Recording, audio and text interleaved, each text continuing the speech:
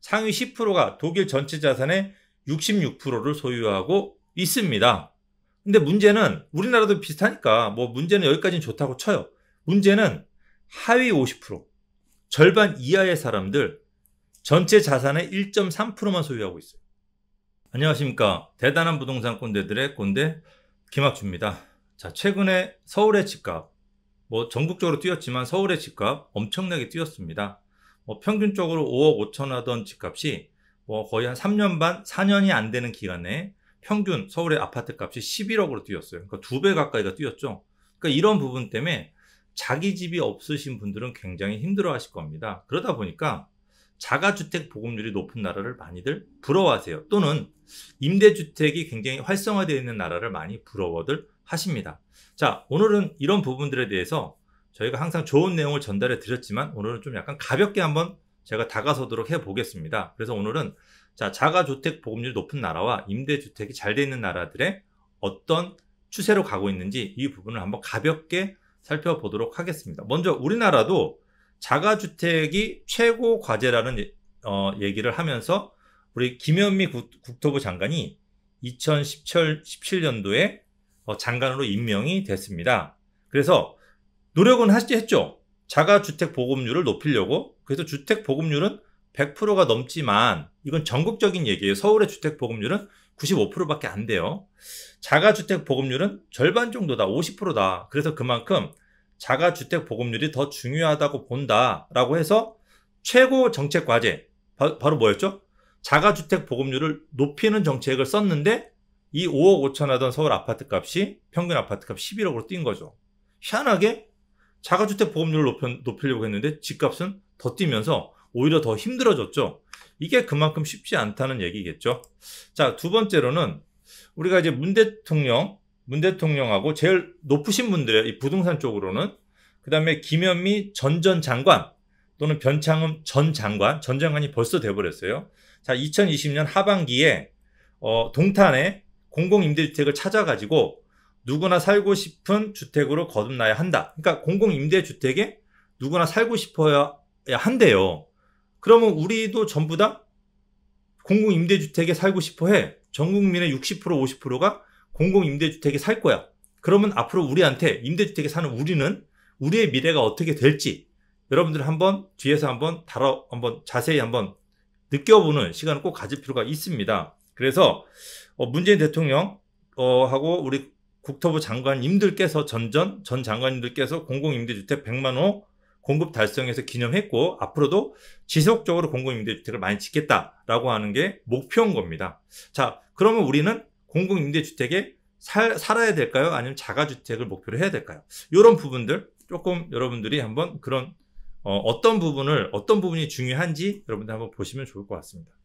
자, 먼저 자가 소유율이 높은 나라입니다. 자가 소유율이 높은 나라, 90%인 나라. 90%면 뭐 10명 중에 9명은 자기 집을 가지고 있는 겁니다. 그래서 이제 루마니아, 싱가포르는 좀 약간 굉장히 좁으니까 땅이, 그리고 슬로바키아, 크로아티아, 중국, 쿠바. 그러니까 전부 다 사회주의 국가입니다. 사회주의 국가. 그러니까 우리는 민주공화국이죠. 그러니까 민주공화국에서는 사실은 이게 거의 힘들다고 봐요. 자가주택 보급률을 높이는 거를. 그리고 자가 소유율이 80%인 나라.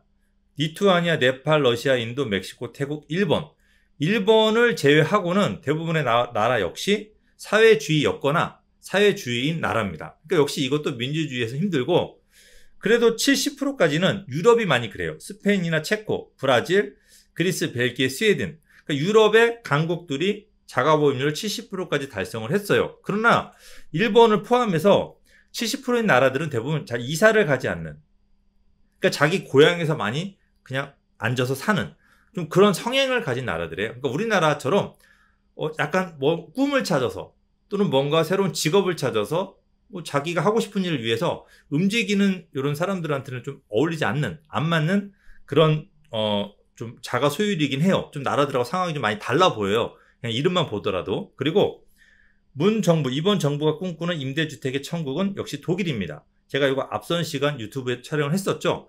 그래서 이 독일이 임대주택 천국이다. 그래서 요런 나라들에 대해서 한번 가볍게 다뤄보도록 하겠습니다. 자, 첫 번째, 자, 자가주택 보급률이 높은 나라 첫 번째 루마니아입니다. 루마니아를 봤더니 90%가 자가주택 보급률 90% 이상이 자기 집을 가지고 있어요. 근데 이게 사회주의이기에 가능한 1가구 1주택의 대표적인 나라입니다. 그러니까 민주주의에서는 거의 안 된다고 봐야겠죠. 근데 여기가 과연 살기 좋을까예요. 자, 자가 보급률이 높아서 타 지역으로 이사를 가기가 힘들다는 거죠. 다 그냥 자기가 자기 집에서 살기 때문에 집이 안 나와요. 그러니까 타 지역에서 뭔가 새로운 걸 해보고 싶은데 갈 수가 없는 거죠. 그리고 빈집이 없다라는 거예요. 그러니까 내가 결혼해서 새로 뭔가를 하고 싶은데 빈집이 안 나와요.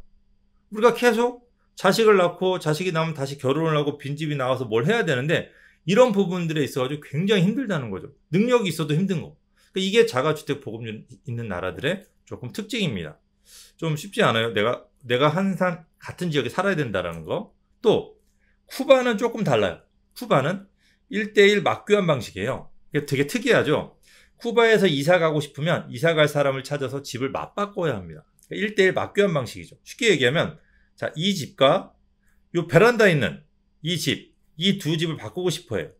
그런데 2층에 베란다 없는 집과 자, 2층에 베란다가 3층에 베란다 큰 집, 이게 바꾸기 쉽지 않겠죠. 이게 다른 지역이라고 하면 더 쉽지 않겠죠. 역시 이사 가기가 어렵다는 거죠. 대부분 태어난 집 주변에서만 생활한다. 그러니까 이사 가지 않고 그냥 현실적으로 나는 이게 맞아. 그러니까 어떤 노력을 하지 않고 그냥 뭐 이렇게 살지. 그러니까 나라가 발전을 안 하는 거죠.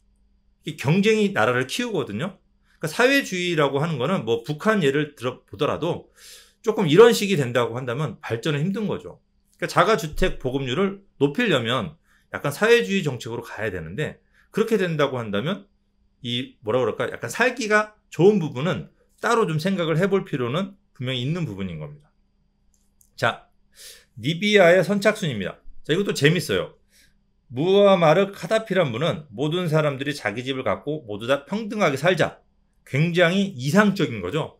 다 자기 집을 갖고 누구나 다 평등하게 살면 좋은 집 나쁜 집 없이 평등하게 살면 얼마나 좋을까요? 누구나 꿈꾸죠. 그런데 이런 걸 꿈꾸려고 하다 보니까 결국은 어떡하냐. 선착순으로 빨리 가다가 내 집이다 선언하면 내 집이 된대요. 이게 무슨 얘기예요? 이게 아프리카에 있는 나라입니다. 리비아는. 이집트, 튀니지 옆에 있는 나라.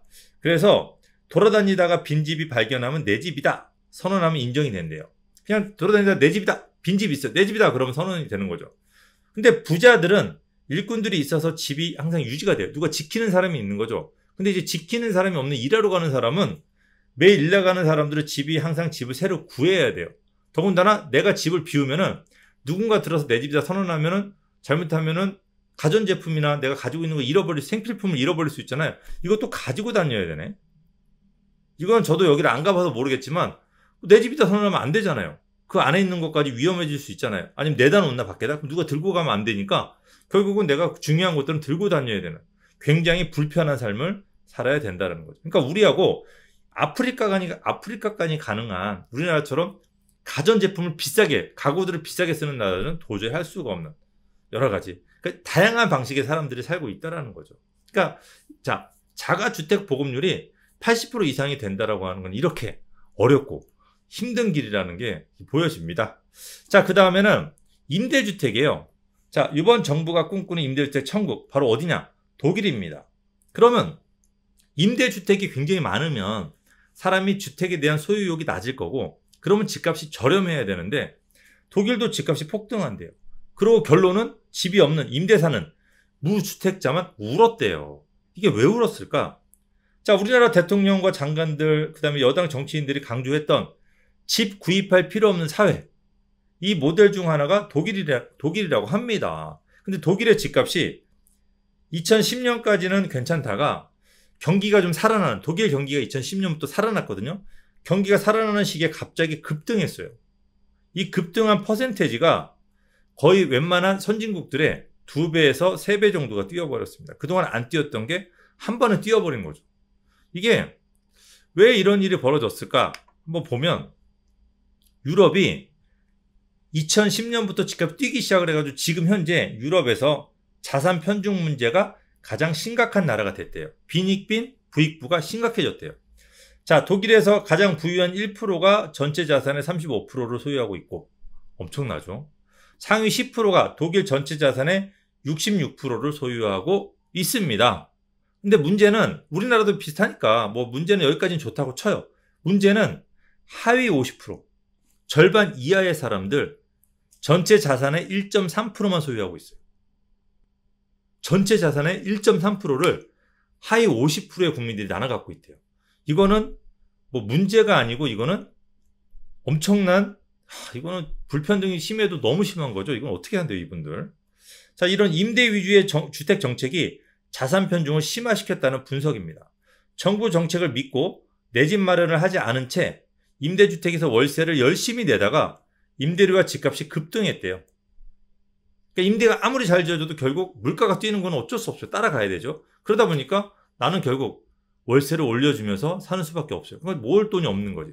그리고 또 임대를 살다 보니까 내가 굳이 돈 모을 필요가 없잖아요. 집이 필요가 없으니까. 그러니까 소비를 또 많이 하게 되고. 그러다 보니까 노후 준비가 하나도 되지가 않는 거죠. 자, 저소득층은 자산 축적 기회조차 없어지는 겁니다. 자, 여러분들 임대주택을 목표로 사실 겁니까? 아니면 정부에서, 나라에서 만들어주는 집을 만들어준다고 해서 그거를 믿고 기다리실 거예요? 청약 통장이 2,700만 개입니다. 그 중에서 1순위가 청약이 1,490만입니다. 그런데 집이라고 하는 거, 내가 살고 싶은 집은 신도시라고 하더라도 아무리 많아도 3만 가구 이상이 안 돼요. 그리고 내가 살고 싶지 않은 집이라고 하더라도 수도권에서는 아무리 많아도 30만 이상 공급하기는 힘들어요. 그런데 이 30만을 노리는 1순위자가 1,490만입니다. 이 거의 뭐 500대 1인가요? 500대 1? 이 경쟁률을 뚫어야 됩니다. 여러분들 스스로가 지키셔야 돼요. 제가 오늘 해드리고 싶은 얘기는 이 얘기예요. 정부의 정책은 제가 항상 말씀드려요. 분석을 해라. 그 분석을 토대로 어떻게 움직일지는 여러분들이 판단해라. 그 판단을 도와드리는 것은 바로 저희 부동산 꼰대들이다. 그러니까 저희 부동산 꼰대들 꼭 구독을 하셔가지고 어떻게 하실지 미리미리 예측을 하셔야 돼요. 자, 저희 부동산 꼰대들 구독 눌러주시고요. 그 다음에 밑에 쪽에 알람도 같이 설정해 주세요. 자, 왼쪽 아래쪽에는 좋아요 버튼도 있습니다. 자, 저는 여기서 물러가도록 하겠습니다.